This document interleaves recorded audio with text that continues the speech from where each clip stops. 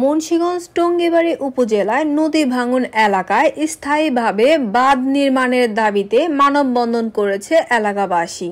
শুক্রবার সকালে উপজেলার কামারখাড়া ইউনিয়নের চৌসার জামে মসজিদ সংলগ্ন পদ্মা নদীর পাড়ে এ মানববন্ধন করা হয়।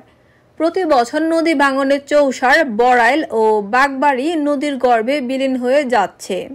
এ বিষয়ে চৌসার মসজিদ কমিটির সভাপতি আব্দুর রশিদ বলেন, প্রতি বছর নদী ভাঙনের কারণে ঘরবাড়ি, শিক্ষা প্রতিষ্ঠান, ফসলি জমি বিলীন হয়ে যাচ্ছে। তাই দ্রুত স্থায়ী বাঁধ নির্মাণের দাবি জানাচ্ছি। স্থানীয়রা জানান, নদী ভাঙনের কারণে আমাদের বাপ দাদার ভিটেমাটি সর্বনাশা পদ্মা নদীর গর্ভে চলে যাচ্ছে। সরকারের প্রতি আমাদের একটাই দাবি, স্থায়ী বাঁধ নির্মাণ করে আমাদেরকে নদী ভাঙনের হাত থেকে রক্ষা করুন।